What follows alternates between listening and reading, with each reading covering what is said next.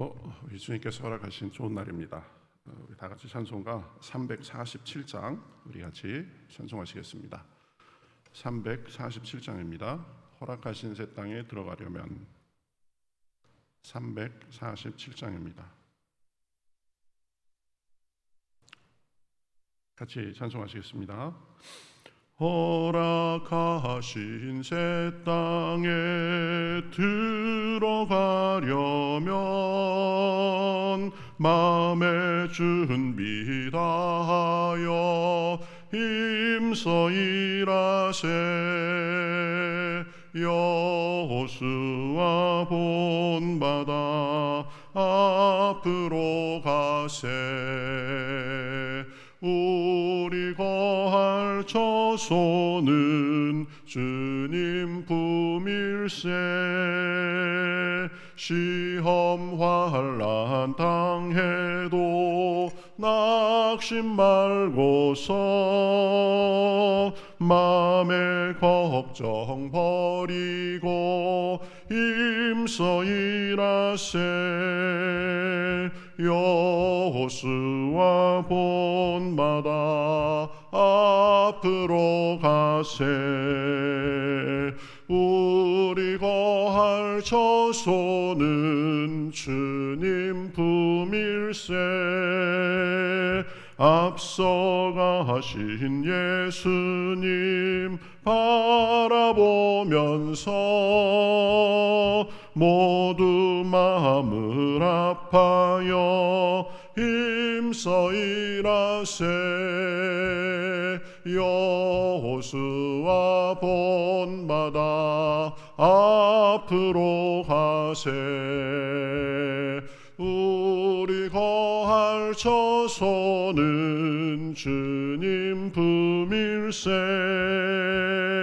일할 곳이 아직도 많이 있으니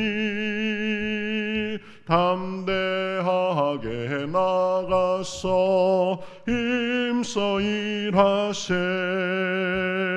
여호수아 본받아 앞으로 가세.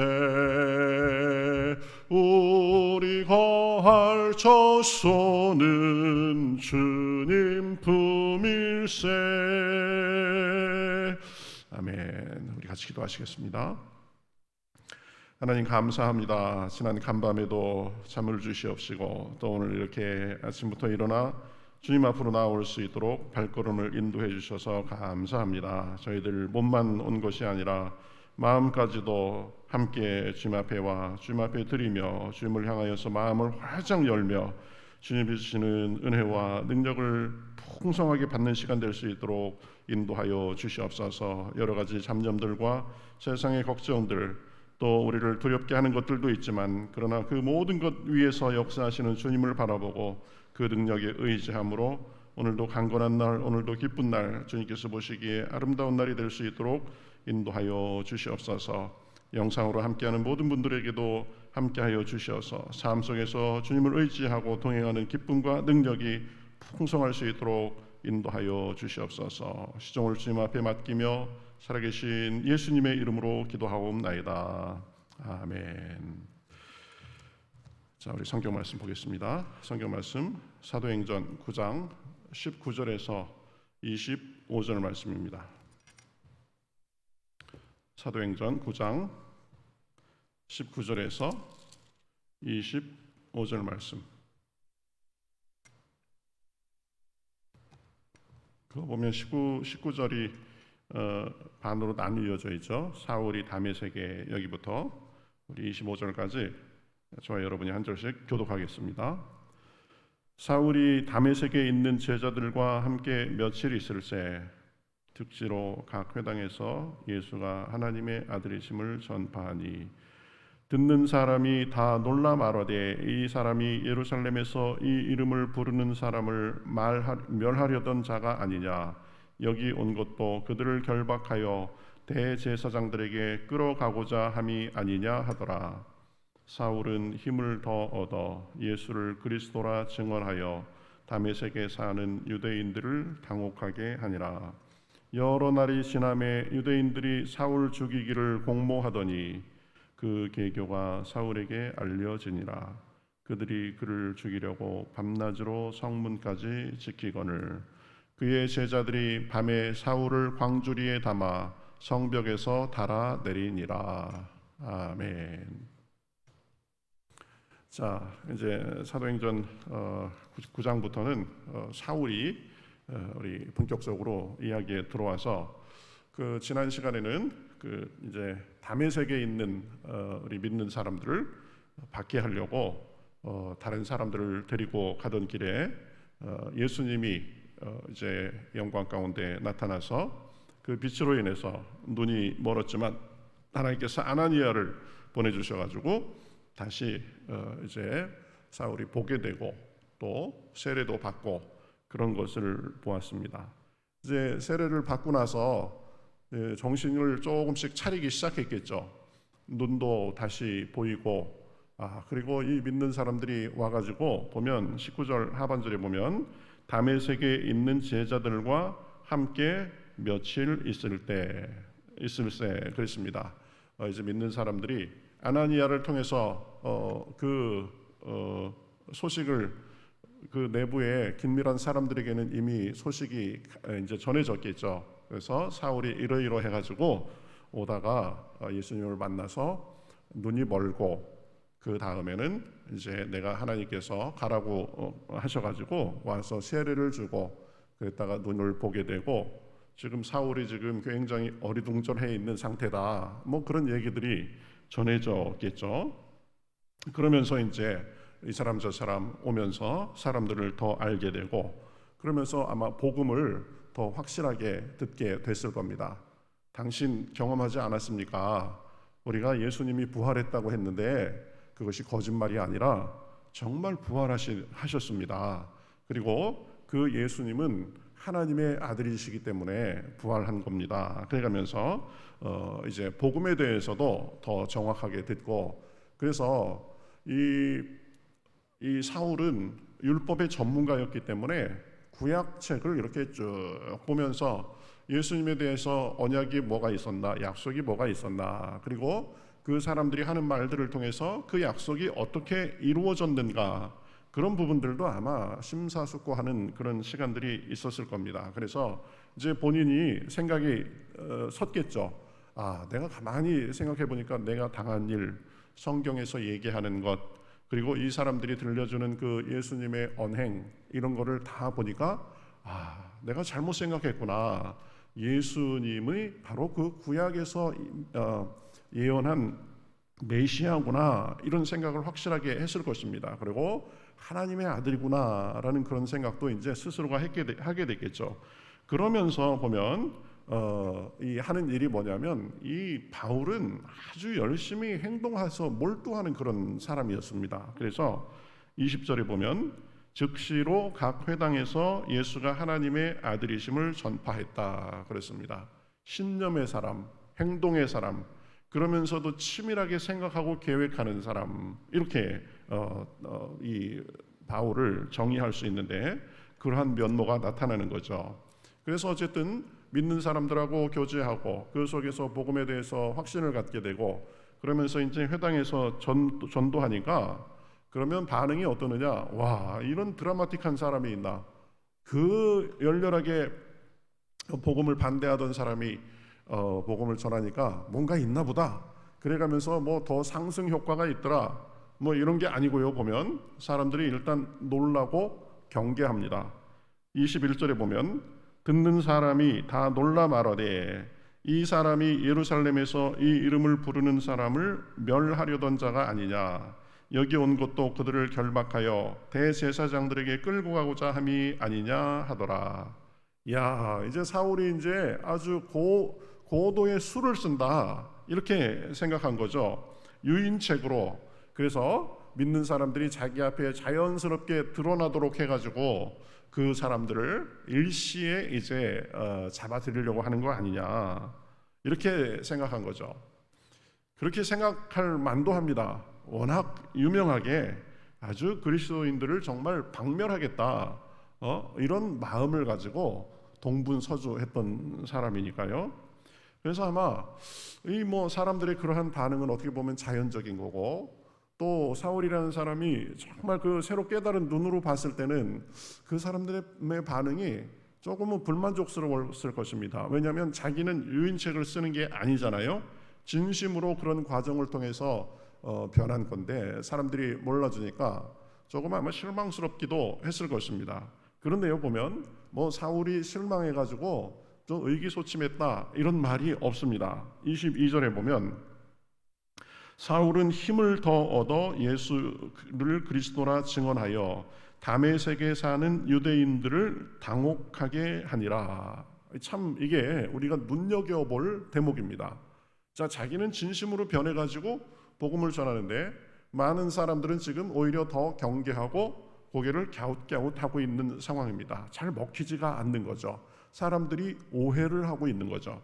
그런데요, 사울은 거기에 의기소침하지 않았다라는 것입니다. 더 힘을 더 얻어 예수를 그리스도라 증언했다라고 말씀합니다. 여러분, 전도나 또 우리가 믿음으로 하는 일은 사람들의 반응을 보고 힘을 내거나 아니면 힘이 없어지거나 하는 것이 아니다라는 사실을 우리가 반드시 기억할 필요가 있습니다. 여러분, 사람들의 생각이 다 다르고 사람들은 보이는 것만 보고 판단하고 또 보이는 것도 제대로 이렇게 보고 그런 것이 아니라 그냥 자기 나름대로 이해하고 오해하고 이런 것들을 가지고 생각하기 때문에 여러 사람들이 함께 하다 보면 오해도 있고 힘든 일도 있습니다. 그러나 그것에 의기소침하지 말고 믿음으로 주님이 주시는 힘으로 우리의 일들을 또박또박 해나가는 것입니다. 이것이 굉장히 중요한 일입니다. 내가 은혜 받고 그래서 내 마음이 더 간절하고 그래서 열심을 내고 그 마음이 아주 순수한 마음으로 한다고 해서 모두가 내 마음을, 내 순수한 열정을 이해해 주리라고 생각하면 그것은 별로 이 현실을 잘 모르는 생각일 경우가 많이 있습니다.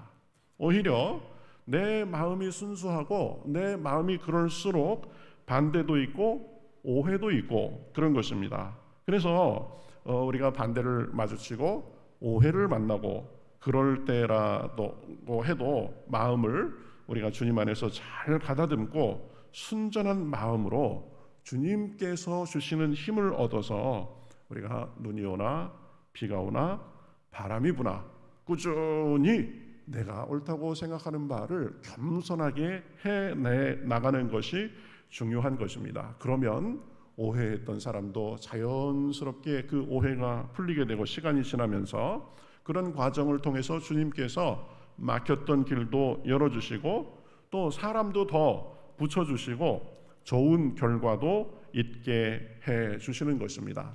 처음부터 모든 것이 일사천리로 될 것이다라고 생각하지 마라. 그것은 좀 순진한 생각이죠. 그렇죠? 우리가 반드시 기억해야 하는 것은 좋은 일을 한다고 해서 이 반응이 선하고 좋으리라는 법은 없다라는 것입니다. 오히려 나쁠 경우가 더 많습니다. 왜냐하면 악한 마귀의 방해도 있고 그렇기 때문입니다. 물론 내 생각이 늘 옳다.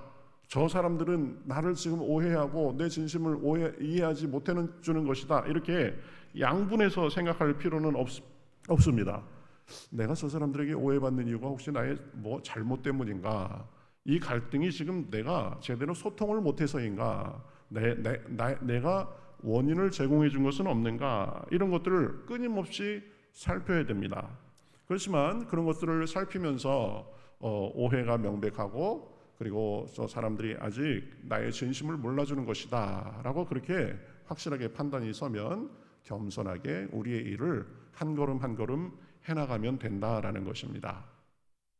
이런 부분에 있어서 우리가 생각할 유명한 그 명언이 있는데요. 그 라이놀드 니버라고 그 1900년대 중반에 미국에서 아주 그 목회도 하고 유명한 신학자인데 그분이 그런 말을 했습니다. 주님, 제가 바꿀 수 없는 것은 받아들일 수 있는 지혜를 주시고 또 바꿀 수 있는 것은 열심히 노력해서 바꿀 수 있는 용기를 주시옵소서. 그렇지만 이 둘 간에 내가 이것이 바꿀 수 있는 것인지 바꿀 수 없는 것인지에 대해서 잘 분별할 수 있도록 지혜를 주시옵소서, 이렇게 말했습니다. 그러니까 바꿀 수 있는 건 열심히 일해서 바꿔야 된다. 그렇지만 바꿀 수 없는 것에 대해서 열심히 하지 말고 그 둘을 잘 우리가 분별할 지혜를 갖고 살아야 된다. 마찬가지입니다. 내가 지금 해나가는 것이 하나님 안에서 선한 생각인가, 아니면 내가 나의 잘못으로 인하여서 지금 문제가 더 어려워지는가, 이것을 분별할 지혜가 있어야 되죠. 어쨌든 잘 분별해서 내가 지금 하나님 앞에 온전한 일을 온당하게 해나가는데 오해도 있고 그렇다면 그것은 이제 하나님께 맡기고 우리의 일들을 그냥 뚜벅뚜벅 나가야 된다라는 사실입니다. 여러분, 좋은 일 한다고 절대 칭찬만 있을 거라고 생각하면 안 됩니다. 예수님도 그랬죠. 예수님도 많이 오해받으시고 모함도 받으시고 심지어는 자기 제자들에게 배신도 당하셨습니다. 그러나 그것에 의해서 흔들리지 않고 본인이 가야 할 길을 이게 뚜벅뚜벅 가신 거죠. 여러분, 모세 같은 경우에도 엄청난 사람이죠. 보면 모세가 다 사람들의 눈에 보기에는 10가지 재앙을 다 일으킨 거고 광야에서 그 수많은 기적을 베풀고 그랬는데요, 사람들이 모세를 떠받들어 주지 않았습니다. 보면 그렇죠. 당신이 왜 우리를 이곳으로 나오게 해가지고 고생시키냐, 당신만이 하나님의 종이냐, 막 그래가면서 늘 보면 사람들에게 불평과 불만의 대상이었던 것을 볼 수 있습니다. 그러나 모세는 그것에 의해서 흔들리지 않았습니다. 하나님께서 모세를 굳건하게 잡아주시고 그 길을 인도해 주셨기 때문입니다. 여러분, 선지자들도 마찬가지죠. 선지자들은 이 하나님의 직접 지시를 받고 사는 사람들에게 나아갔지만, 그래서 이 선지자는 특별한 사람들이었습니다. 하나님께서 직접 너는 가서 이 이스라엘 백성들에게 얘기해라, 너는 가서 무슨 선지자의 사람에게 얘기해라. 그러면은요, 보면 선지자의 말을 듣고 사람들이 아주 겸손해져서 이렇게 우리가 잘못했다, 이런 적은 거의 없습니다. 보면 너만 잘났냐, 너만 하나님의 음성을 듣냐, 막 그래가면서 보면은 늘 박해하고 그리고 이렇게 멸시당하고 배척당하고 한 것을 볼 수 있습니다. 그래서 예수님께서도 뭐라고 말씀하셨어요? 의를 위하여 박해받는 자는 복이 있나니 천국이 저들의 것이다 라고 했습니다. 그리고 뒷부분에 보면 하늘의 상이 크다라고 말씀하셨습니다. 우리는 사람들의 칭찬, 그것을 위해서 일하는 사람들이 아닙니다. 그리고 대부분 옳은 일을 하다 보면 반드시 반대도 있고 오해도 있다라는 사실을 기억할 필요가 있다라는 것입니다. 교회도 마찬가지입니다. 교회도 보면 요즘 여러분 그 복음서 읽고 있죠? 예수님께서 가라지에 대해서 뭐라고 말씀하셨습니까? 분명히 농부가 좋은 씨를 뿌렸는데 가라지까지 자라난 겁니다. 가라지가 뭐예요? 이 교회에서 보면 저 사람이 저렇게 교회를 늘 분란을 일으키고 교회에 문제를 일으키고 하나 되는 것을 방해하는가, 그런 사람들이 보면 어디 가든지 있습니다. 보면은 여러분, 유명한 교회, 아주 우리가 이름만 들어도 잘 아는 교회, 그런 교회는 아무 문제도 없고 늘 보면 그냥 모든 사람이 하나가 돼가지고 은혜의 강물만 호도하게 흐를 것이다, 이렇게 생각하는 거는요, 그거는 현실을 모르는 생각입니다. 큰 교회는 큰 교회대로, 작은 교회는 작은 교회대로 반대도 있고 문제도 있고 늘 그래요, 보면은. 그러나 예수님께서 그 가라지에 대해서 어떻게 하라고 하셨습니까? 우리가 가라지를 다 뽑아버릴까요? 그러니까 예수님께서 뭐라고 하셨어요? 뽑지 마라. 그거 뽑다가 멀쩡한 것까지 잘못하면 상할지 모른다. 그냥 나중에 심판 때에 가라지는 다 한 곳에 모아가지고 그거 다 태워버리면 된다 그랬습니다. 여러분, 지상에 있는 교회는 완전하지가 않습니다. 그래서 교회에서 오해도 있고 잡음도 있고 그런 거 이상하게 생각하면 안 돼요. 오해는 오해대로 있고 잡음은 잡음대로 있고, 그렇지만 하나님 안에서 우리가 방향을 잘 정하고 뚜벅뚜벅 교회의 교회다운 일을 해나가면 된다. 지금 사울이 그러고 있는 거죠. 늘 기억하세요. 한 사람 한 사람 한 국면에 너무 일희일비할 필요가 없습니다. 관건은 국면이 아니라 방향을 잘 설정하고 그 올바른 방향으로 꾸준하게 나아가는 것입니다. 그것이 성취와 성공의 첩경이다. 보면 방향을 잘 정해라, 목표를 잘 정하라. 그 다음에는 비가 오나 바람이 부나 눈이 오나 그저 그 방향을 향해서 뚜벅뚜벅 걸어가는 것입니다.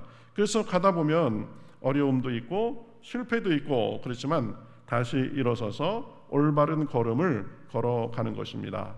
지금 사울이 그런 거죠. 자신은 오해받아서 마땅한 사람이고 그게 나의 치명적 이 약점이다 이렇게 생각하면서 주저앉을 수도 있었을 것입니다. 아니 엊그제까지 박해하던 사람이 전도는 뭐 전도냐, 사람들에게 나는 이미 다 찍혔어, 이제 내가 아무리 말을 해도 내 말빨이 먹히지가 않아, 이렇게 생각할 가능성이 농후했죠. 그러나 그렇게 하지 않았다라는 것입니다. 내가 이제 옛날에는 모르고 그랬지만 지금은 예수님을 만나서 새로 눈을 떴으니까 그 눈을 갖고 새로 찾은 올바른 길로 뚜벅뚜벅 걸어가는 것입니다. 그래서 바울은 마침내는 다 그 오해도 이제 불식시키고 대사도로서 일생을 복음을 전하는 일에 앞장서게 된 것입니다. 그냥 된 것이 아니라 수많은 오해와 그것을 극복하고 또 올바른 방향으로 잡은 것을 뭐 어떤 일이 있든지 그 방향으로 나아가기 위한 한결같은 발걸음의 결과였던 것이죠. 그래서 역사상 기독교에서 유명한 가장 중요한 두 인물을 꼽아라 그러면 예수님하고 바울입니다. 그 정도로 영향력 있고 그런 사람이 되었고, 바울이 13권 신약성경 27권 중에 13권을 썼습니다. 그래서 그 성경을 읽으면서 수많은 사람들이 복음에 대해서 눈을 뜨고 하나님의 구원의 확신에 의해서 살게 되고 그랬던 거죠. 그래서 수많은 사람들이 그렇습니다.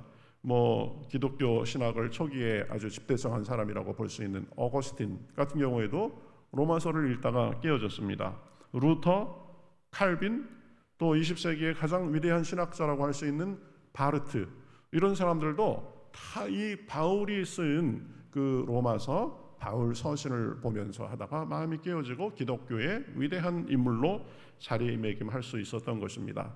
저도 이렇게 앞에 서서 설교하고 있지만 제가 그 복음에 대해서 가장 잘 깨달았던 이유가 무엇이냐면 로마서를 읽고 로마서를 공부하다가 복음에 대해서 깨달았던 것입니다. 사람들은 다 연약한 존재다, 다 죄인이다, 하나님께 심판받을 존재다. 그러나 하나님께서 우리를 불쌍히 여겨주셔서 예수님을 보내주셔가지고 그 예수님이 십자가에서 우리의 죄를 다 감당하도록 하셔가지고 누구든지 잘났거나 못났거나 과거에 그렇게 바울같이 예수님을 박해한 사람이거나 어떤 사람이거나 예수님을 믿음으로 구원받는다. 이것이 얼마나 놀라운 거예요. 그죠? 그것을 읽으면서 저도 복음에 대해서 더 확신을 갖고 깨달았던 그런 마음이 있고 지금도 그렇죠. 그죠? 그래서 이 사울처럼 우리도 오해받을 수도 있고 우리가 좋은 마음으로 하는 일에 대해서 오히려 사람들이 뒤에서 수근수근거리고 어려움도 있을 수 있다. 그러나 그것이 이상한 것이 아니다. 자연스러운 거다. 그렇죠? 자연스러운 거다. 뭐 저도 최선을 다해서 목회를 하고 또 최선을 다해서 목사로서 우리 교회를 참 안정된 가운데 또 복음 안에서 이끌어가려고 하는데 보면은 뭐 좋은 소리만 있는 건 아니에요. 보면 이런저런 얘기를 또 듣고 하는데 이게 거의 보면은 오해에서 비롯된 것이 많습니다. 그렇다고 해서 뭐 그 오해입니다 하면서 한 사람 한 사람 찾아다니면서 설명하는 것도 그렇고 그냥 기도할 뿐이죠.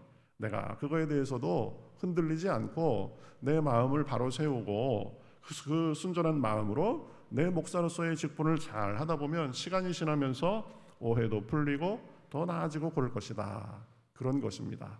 여러분, 사울처럼 우리도 오해받을 수 있고 배척당할 수 있지만 여러분 그거 이상하게 생각하지 마십시오. 그냥 그 믿음의 걸음을 뚜벅뚜벅 걸어가십시오.